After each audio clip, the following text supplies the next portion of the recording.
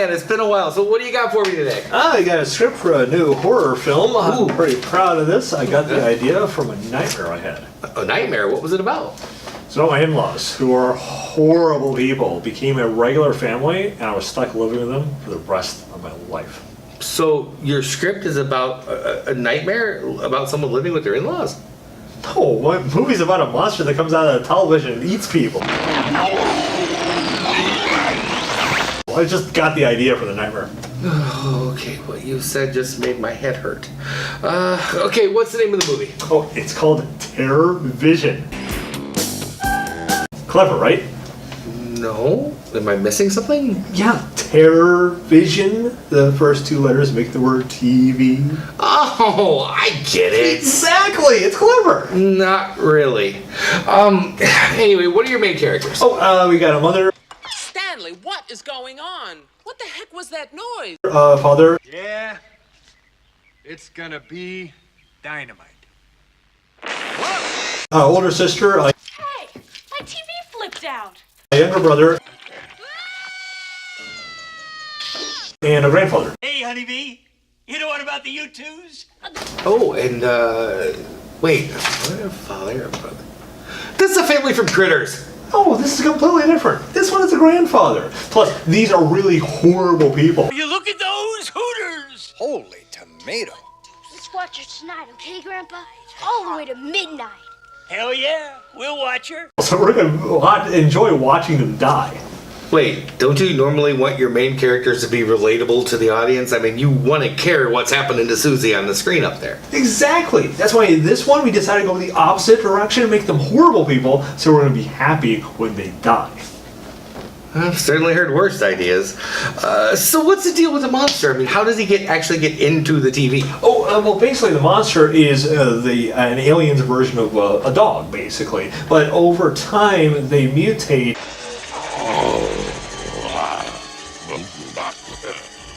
And they have to put them down. So when this happens, they turn them into a beam of energy and send them out into space.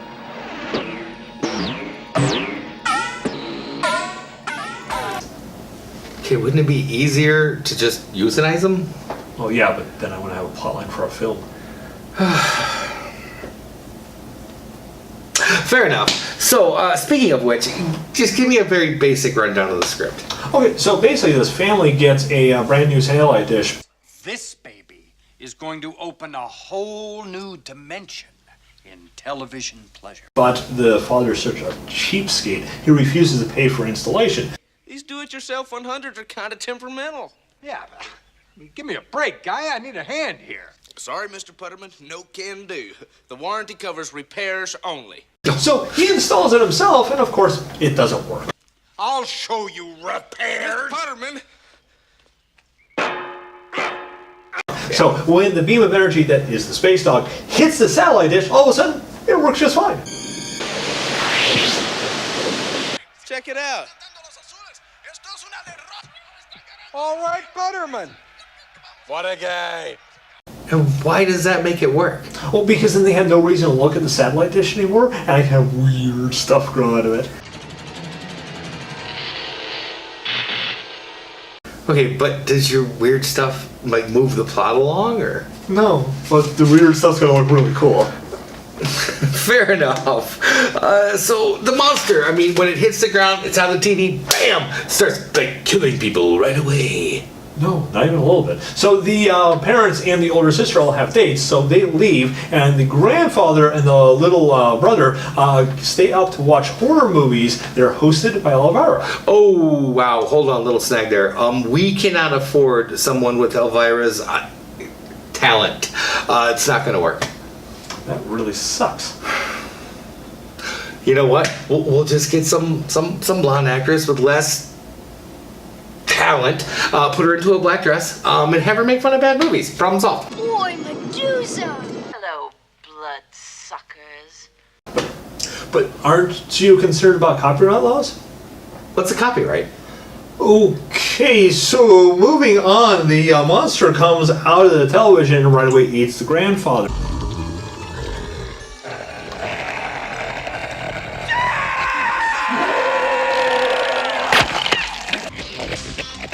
And the little brother gets an AK-47, and she...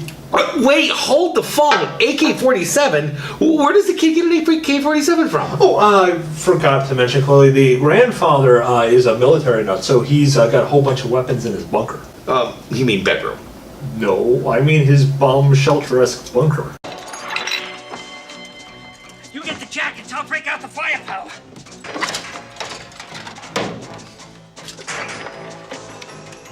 Okay, and the bomb shelter bunker is in his house. Why? Well, it's not his house, it's the parents' house. But like I said, he's a military nut. Okay, but it isn't his house, so why would the parents let him build a bombshell bunker in their home? Oh, they probably figured that no one would notice what with all the half-naked statues and the pornographic pictures on the walls. Art collectors, eh? Oh, hell yeah. Listen, I know a place where you can get all this stuff real cheap. Why in the wide world of sports would they have pornographic pictures and half-naked statues in a home where they're raising children? Oh, because they're swingers. They're swingers? Yeah. They're bringing people into this house where there are children? Excuse me. Oh, is he gonna be joining us? Yeah, all the time. In fact, they even got an indoor swimming pool by the bar for sexy time. I'm calling it the Pleasure Dome. Ta-da! The Pleasure Dome! What kind of parents would do such a thing? Really horrible ones. That's why we're going to be happy to watch him die. Okay. I really, really wish I wouldn't have switched to decaf today. Crazy is always easier to deal with when you're caffeinated. Go on, continue. Oh, so the kid gets the AK-47, and he's going to go kill the monster, but then the parents come home with their dates. Okay, because they're swingers. Exactly. And then they're basically, he's trying to tell them about the grandfather being eaten by the monster. Mom! Grandpa! A monster! For Christ's sake, he's having another one of his attacks. But the monster is able to temporarily turn into whatever he's eaten, and so he turns into the grandfather and tells him he's okay.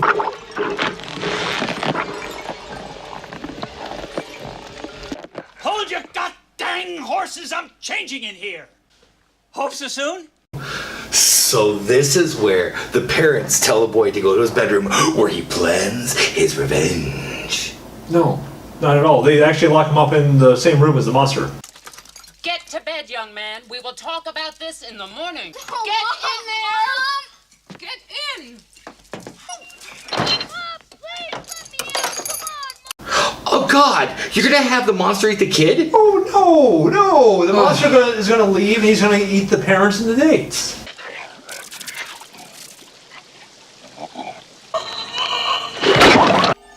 No.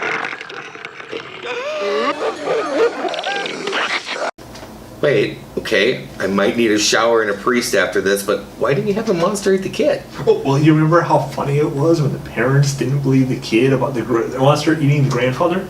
Not really. So we're going to do it again with the sister. Are Mom and Dad home yet? They were here. Some other people too. The monster got them. Sherman, if you would shut up about the monster, I'm gonna make you take your pills. I'm afraid to ask, but how does that work? Oh, well, the monster goes into the bedroom and pretends to be the parents and the dates that he just ate. Okay, but the sister isn't a total moron. Doesn't she notice Grandpa's not around? Well, yeah, but the monster pretends to be the grandfather as well, in the bed with the rest of them. Hi, kids. You do your thing, we do ours. Have any of you seen Gramps? Right here, honeybee. Just taking care of business. Okay, and she doesn't think that's strange at all. Of course not, because you're swingers. I'm really starting to think that you don't know what the definition of the word swingers is. I don't like to get hung up on the definition of words. I feel it really hinders my creativity. Your creativity is hindering my ability to not reach across this table and choke the life out of you to get rid of the migraine that your script has created. Okay, am I safe in assuming that the sister eventually figures out about the monster? Oh, yes. The boyfriend, and the little brother all have a confrontation with the monster, and of course, the inevitable occurs. Oh, finally the epic battle we've all been waiting for. Man against monster, and they destroy it. No, of course not. I mean, the monster is going to notice the outfit of the boyfriend. Of course he's going to assume that he's actually his former owner.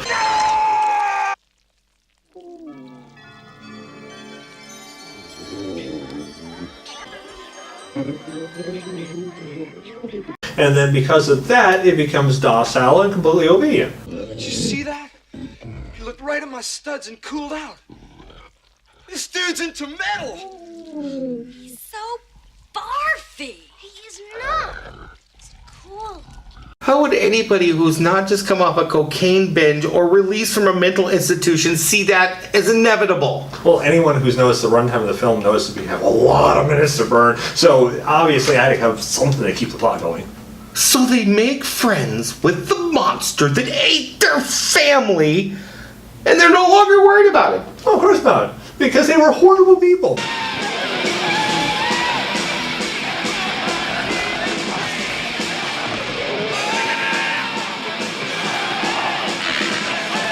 So what ends up happening is that the not Elvira woman gets a call from them because they're trying to convince her to go and meet the monster, so that way they can become famous off of it.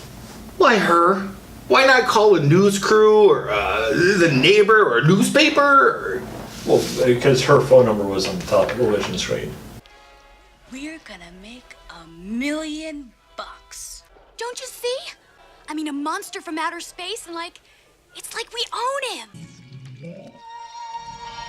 Okay, so they're stupid, they're dumb, possibly homicidal, and now we're adding incredibly lazy? Yeah, exactly. So not Elvira woman actually doesn't really want to show up, but she does agree to it once they lie to her and tell her that they're actually having a party there, which obviously they're not. So the monster then, of course, eventually realizes that the boyfriend is not its former owner when he sees the former owner on the television. Appetite is uncontrollable. The slightest excitement can trigger a monstrous eating binge.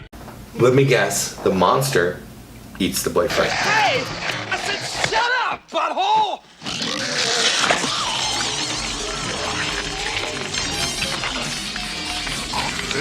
Exactly. Oh, thank God. Yeah, and that's when the police arrive. I have a warrant here for the arrest of Sherman Putterman. Oh, I forgot to mention, the little brother earlier had been calling the police multiple times to tell them about the monster, but they wouldn't do anything because they thought it was a prank call. So if they don't believe him, why are they showing up? To arrest them for making prank calls. They do that? I don't know, but I did need another victim.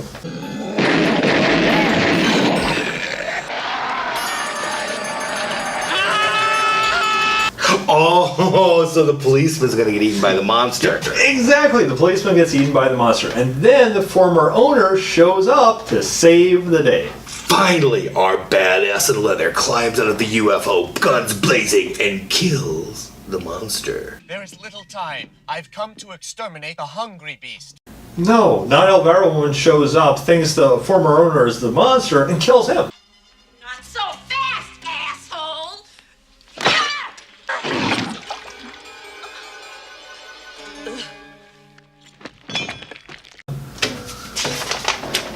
How does the movie end? Oh, the monster eats the little brother, the older sister, and not Elvira.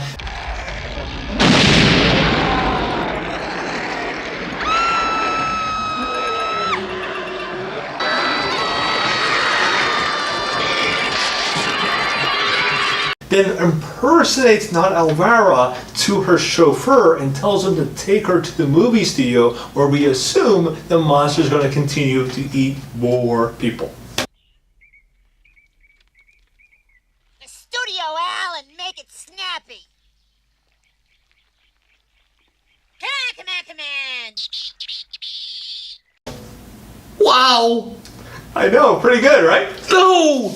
God, no! Bad! Bad, like dating your first cousin bad! But, wait. Is this all shot in one location?